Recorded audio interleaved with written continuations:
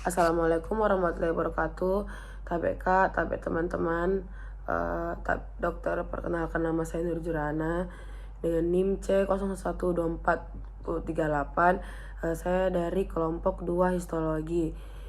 TBK di sini saya akan membuat video garis praktikum histologi di materi jaringan saraf, yang dimana saya akan menjelaskan dulu pembagian sistem saraf pusat, sistem saraf secara fungsional dan struktural.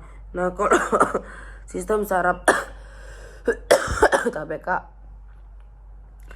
sistem saraf secara fungsional itu terbagi menjadi dua. Ada sistem saraf somatik, yang dimana dia ini mengatur fungsi tubuh yang bersifat sadar dan terkendali secara volisional seperti pergerakan otot rangka. Selanjutnya itu yang kedua itu ada sistem saraf otonom, yang dimana kalau sistem saraf otonom di sini dia itu mengontrol fungsi tubuh yang tidak sadar. Kayak kita tidak sadar begitu kak. Nah di situ sistem saraf otonom itu bekerja seperti detak jantung, itu kan tanpa kita sadari juga tetap terlaksana atau kak begitu. Itu dia pengertian dari sistem saraf otonom. Dan pencernaan, sistem saraf ini juga terbagi lagi menjadi dua bagian kak. Yang pertama itu sistem saraf simpatis sama sistem saraf parasimpatis.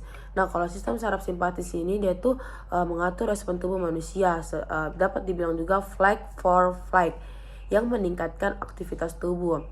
Nah selanjutnya itu ada sistem saraf parasimpatis, yang dimana kalau sistem parasimpatis di sini dia mengatur respon rest and digest, yang mengurangi aktivitas tubuh untuk pemulihan. Selanjutnya ada pembagian secara struktural, yang dimana sistem saraf struktural di sini terbagi menjadi dua kak. Ada sistem saraf pusat atau SSP, yang kedua itu sistem saraf tepi atau SST.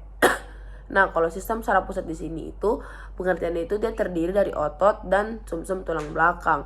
Selanjutnya itu adalah sistem saraf pusat atau SST, dia terdiri dari ganglion yang menghubungkan sistem saraf pusat atau SSP dengan bagian tubuh lainnya. Nah, sistem saraf tepi di sini dia bisa juga dibilang berfungsi untuk menghubungkan ada sistem saraf pusat dengan bagian tubuh lainnya dalam tubuh manusia. Nah, dia ini yang berperan untuk menghubungkan. Nah, selanjutnya itu saya akan bahas tentang korteks cerebrum kak. Nah, kalau korteks cerebrum di sini itu yang ini kak preparatnya. Tapi kak, nah sebelum itu saya akan menjelaskan dulu pengertian dari korteks cerebrum. Adalah lapisan luar otak tubuh manusia yang terlibat dalam proses kognitif tinggi seperti berpikir, berbicara, memori, dan pengendalian motorik di tubuh kita. Terus strukturnya itu ada lapisan terluarnya itu dia disebut lapisan molekuler.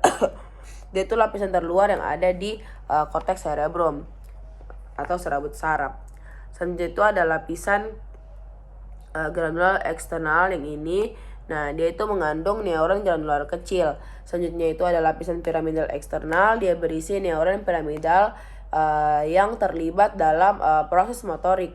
Selanjutnya itu ada lapisan granular dalam, berisi neuron kecil yang membantu dalam pemrosesan informasi. Selanjutnya itu kak, yang kelima ada lapisan piramidal dalam, yang dimana lapisan piramidal dalam di sini dia memiliki neuron piramidal yang besar dan berperan dalam motorik dan pengendalian di tubuh kita. Dia tuh yang kayak memberikan kendali di tubuh kita untuk sistem saraf yang motorik. Selanjutnya itu lapisan multiformis, yang dimana lapisan multiformis di sini dia berisi berbagai bentuk neuron yang menghubungkan dengan lapisan lainnya. Selanjutnya itu kak ada korteks cerebellum. Ini korteks cerebellum kak. Sampai kak ini preparatnya. Nah, kalau korteks cerebellum di sini sendiri itu kak, dia terlibat dalam koordinasi motorik tubuh manusia, dan juga dia tuh berfungsi dalam keseimbangan tubuh manusia. Dan lapisan-lapisan yang ada di korteks cerebellum di sini dia itu ada 3 kak. Ada lapisan molekuler, yang dimana lapisan molekuler di sini dia itu lapisan luar yang mengandung serabut saraf yang banyak dan neuron yang lebih sedikit dibandingkan lapisan-lapisan yang lainnya. Selanjutnya itu ada lapisan Purkinje, yang mana lapisan Purkinje di sini dia mengandung sel Purkinje yang besar. Ini kak, yang besar toh, ini kak.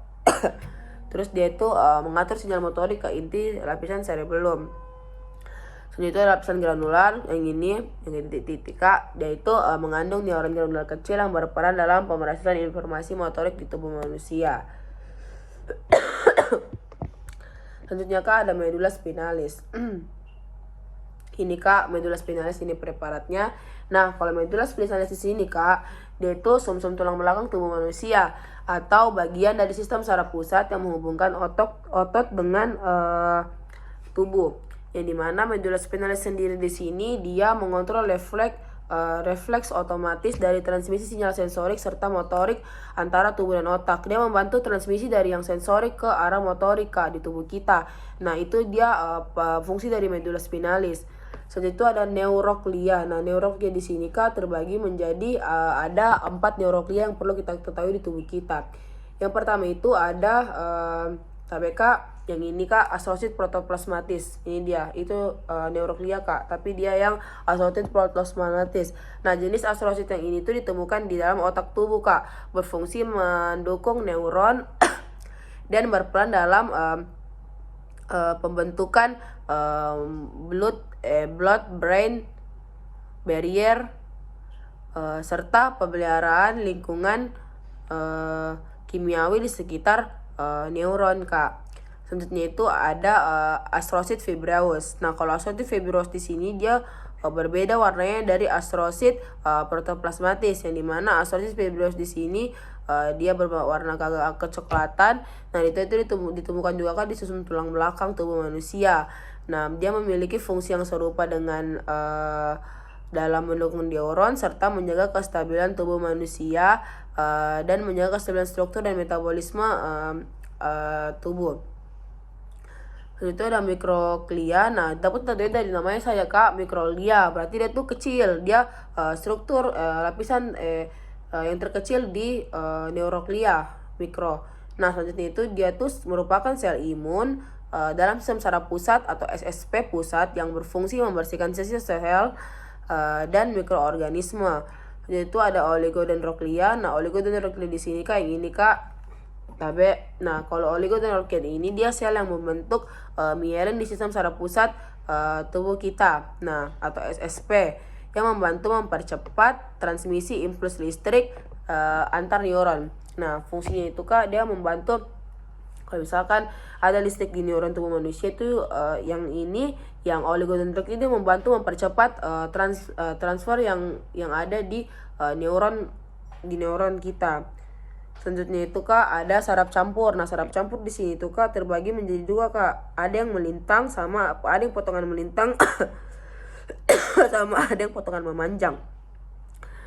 Sebelumnya tuh Kak saya akan menjelaskan dulu saraf campur di sini. Saraf campur di sini dia berisi saraf eferen atau sensorik dan saraf aferen motorik. Nah, kalau potongan memanjang itu Kak yang ini Kak dia yang memanjang. Nah, kalau yang memanjang itu dia memperlihatkan struktur transversal serat, di mana serabut motorik dan sensorik terbagi untuk melayani fungsi yang berbeda. Selanjutnya itu Kak ada saraf potongan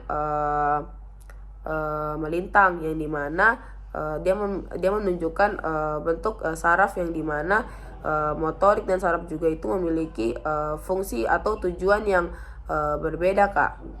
Nah, selanjutnya itu saya akan menjelaskan mengenai dorsal root ganglion.